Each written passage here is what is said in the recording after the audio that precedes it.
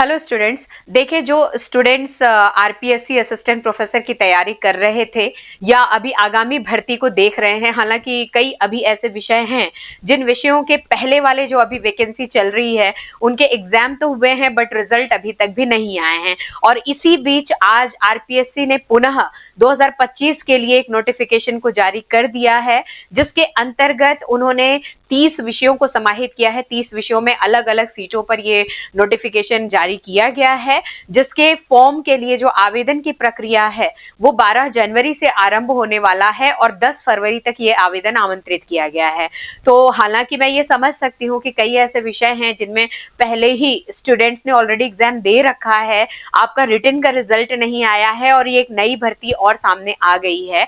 तो जहां तक एक्सपेक्टेशंस हैं, जो उम्मीदें लगी हुई हैं, वो उम्मीदें यही कह रही हैं कि जब आवेदन आमंत्रित होगा 24-25 की वैकेंसी के लिए, उससे पहले जो 23-24 की वैकेंसी के रिटन के एग्जाम्स हुए हैं आपके, जिन भी विषयों के रिजल्ट्स नहीं आए हैं उनके रिजल्ट्स जल्दी से जल्दी जो है वो आ जाएंगे उसके पहले। और इसी तरीके से जो है जैसे जैसे विषयों के रिजल्ट आते जा रहे हैं, जो साक्षात्कार की प्रक्रिया है वो भी आरंभ होती रहेगी। तो बहरहाल आप चाहे पिछली वैकेंसी में भर्ती में एग्जाम दिए हैं या ना दिए हैं, अभी अगर आगामी भर्ती के लिए आप अपने आप को असिस्टेंट प्रोफेसर के रूप में देखना चाहते हैं, आप उसकी तैयारी में सक्षम हैं और तैयारी कर रहे हैं या करना चाहते हैं, तो आपको ये पता होना चाहिए कि जो विज्ञप्ति है वो किन किन विषयों के अंतर्गत है, ताकि आप अपने अनुसार जो आपके विषय हैं उन विषयों का चुनाव करके उसके अनुसार आप तैयारी को आरंभ कर सकते हैं। तो मैं आपको बता दूं, आज जो मैं बात कर रही हूं वो मैं विज्ञप्ति के बारे में बात कर रही हूं, जो कि आरपीएससी की तरफ से आज, जी हां, 13 दिसंबर 2024 को नोटिफिकेशन जारी हुआ है। हम उस नोटिफिकेशन के बारे में इसके अंतर्गत बात करने वाले हैं। असिस्टेंट प्रोफेसर, सामान्य तौर पे लोग इसको बोलते हैं सहायक आचार्य परीक्षा, इसको हम लोग बोलते हैं। राजस्थान में विशेषीकृत अगर हम एक नाम उसके लिए संबोधित करने की कोशिश करें तो हम कॉलेज व्याख्याता के रूप में इस पद को देखते हैं। तो असिस्टेंट प्रोफेसर कॉलेज व्याख्याता 2024-25 की ये भर्ती रहेगी। तो इसके बारे में हम लोग बात कर रहे हैं। आज जो मैं आपसे अभी बात करने वाली हूं, आपके सामने जो रखने वाली हूं तथ्य, वो विषय और पद की संख्या से संबंधित तथ्यों के ऊपर बात करने वाली हूं कि कौन कौन से सब्जेक्ट में ये वैकेंसी है और किस किस सब्जेक्ट में कितने पद आरपीएससी के द्वारा बताए गए हैं, या जो आवेदन आमंत्रित होगा जनवरी में वो किन किन विषयों में कितने पदों के लिए आमंत्रित होगा। ठीक है, तो हम आते हैं सीधा जो हमारा डिटेल आरपीएससी की तरफ से दिया हुआ है। देखिए, राजस्थान लोक सेवा आयोग की तरफ से आज ही जब मैं आपसे बात कर रही हूं, जी हां, मैं 13 दिसंबर 2024 की ही बात कर रही हूं। आज शाम को ही ये साइट पे जो आधिकारिक वेबसाइट पे ये सूचना आ गई है दोपहर बाद, और हम इसके विस्तृत विज्ञापन का जो है यहाँ पे अध्ययन करने वाले हैं। इसके विस्तृत विज्ञापन में देखिए क्या है, तो सहायक आचार्य परीक्षा जो है यहाँ पे उसके बारे में बताया गया है। आयोग द्वारा कॉलेज शिक्षा विभाग के लिए राजस्थान शिक्षा सेवा, ठीक है, राजस्थान शिक्षा सेवा की हम लोग बात करते हैं। किस लेवल पे, किस स्तर की बात की जा रही है, तो महाविद्यालय, हम उच्च शिक्षा कॉलेज शिक्षा आयोग की बात कर रहे हैं। कुल कितने पदों के लिए, तो देखिए यहाँ पे साफ लिखा हुआ है कुल 575 पद, कितने, 575 पोस्ट के लिए जो है ऑनलाइन आवेदन आमंत्रित किए जाते हैं। ठीक है, अब ये जो 575 पद हैं कितने विषयों के लिए हैं, तो जैसा कि मैंने आपसे जिक्र किया, देखिए क्लियरली यहाँ पे लिखा हुआ है जो पदों की संख्या है वो किन विषयों के लिए, कितने विषयों के लिए है, तो ये 30 विषयों के लिए। कितने विषयों के लिए है, 30 विषयों के लिए। क्रमवार जो है यहाँ पे देखिए नाम भी दिया हुआ है विषयों का, और इसके साथ साथ जो है कितने पद उस विषय के अंतर्गत हैं उन विषयों के बारे में भी जिक्र किया गया है। पहले नंबर पे आते हैं, फर्स्ट नंबर पे जो है जो आवेदन आमंत्रित किया जा रहा है वो चित्रकला विषय के लिए है और इसमें कुल 8 पदों की संख्या रखी गई है। दूसरा अर्थशास्त्र यानी कि इकोनॉमिक्स के लिए है, 23 पोस्ट इसके लिए है। थर्ड नंबर पे इंग्लिश लैंग्वेज के लिए है, 21 पोस्ट है। याद रखेंगे, फोर्थ नंबर पे जीपीईएम रखा गया है जिसके लिए एक ही पद जो है यहाँ पे आरक्षित है। पांचवें नंबर पे आते हैं, देखिए भूगोल के विद्यार्थियों के लिए जो है ये अच्छी वाली सूचना है, क्योंकि लास्ट टाइम जो है विज्ञप्ति जो पदों की संख्या के अनुसार देखें हम लोग तो थोड़ी कम ही रह गई थी, तो इस बार जो है ये थोड़ा सा इंक्रीज हुआ, 60 पद जो है इसमें आपको दिख रहे हैं। हिंदी में आते हैं हम लोग, तो हिंदी के 58, देन इसके बाद हिस्ट्री की बात करते हैं, 31 सीट्स। होम साइंस सब्जेक्ट की अगर मैं बात करूं तो होम साइंस सब्जेक्ट में पहले से जो है ये पद की संख्या क्या हो गई है, कम हो गई है। जो पहले विज्ञप्ति थी उससे पद की संख्या जो है वो कम है। तो होम साइंस के अंतर्गत 12 सीटें यहाँ आपको दिखेंगी। संगीत वाद्य की हम लोग बात करेंगे, इंस्ट्रूमेंटल की बात करेंगे तो 4। देन उसके बाद संगीत कंठ यानी कि जो गायन है इसमें 7। फारसी लैंग्वेज की बात करते हैं तो 1 पद है। दर्शन शास्त्र फिलॉसफी की बात करें तो 7 पद है।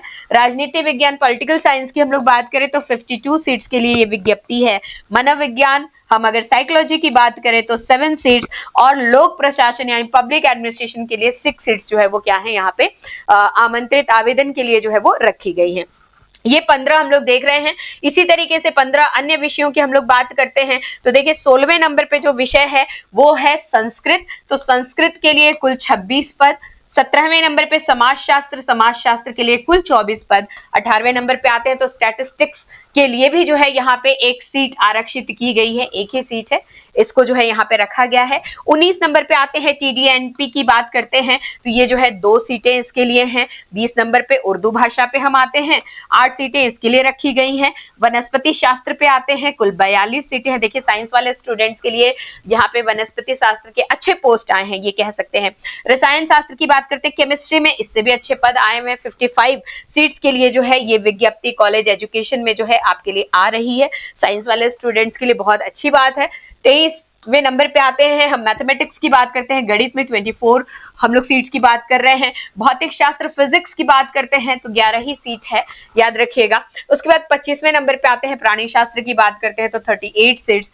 26वें नंबर पे ABST की हम लोग बात करते हैं, विशेष करके जो कॉमर्स वाले स्टूडेंट्स हैं देख लेंगे आप, 17 सीट्स हैं। 27 नंबर पे हम व्यावसायिक प्रशासन की बात करते हैं, 10 सीटें इसमें हैं। 28 नंबर पे EAFM की बात करते हैं हम लोग तो इनके लिए भी 8 सीटें हैं। 29 नंबर पे हम आते हैं, हम लॉ की बात करते हैं तो 10 सीट्स हैं। और लास्ट में 30वें नंबर पे देखिए एक विषय जो कि बहुत ही बेहतरीन विषय है, शायद ऐसा हो कि जितने भी राजस्थान में कॉलेजेस हैं एक्सक्लूसिव सारे ही कॉलेजेस में हम लोग देखें तो ये विषय आपको नजर नहीं आएगा। तो ये विषय है नृत्य यानी कि डांस। तो अगर कोई स्टूडेंट इससे भी कुछ तैयारी किए हुए तो याद रखिएगा 1 सीट है आपके लिए, आप प्रयास कर सकते हैं, ठीक है। इस तरीके से कुल सीटों का जो योग है आपके सामने देखिए 575 जो है वो रखा गया है। तो जैसा कि मैंने आपको इन्फॉर्म किया, कुल 30 सीटों के लिए 30 विषयों के लिए ये 575 के ऊपर जो है 575 पदों के ऊपर RPSC के द्वारा जो है ये विज्ञप्ति जारी की गई है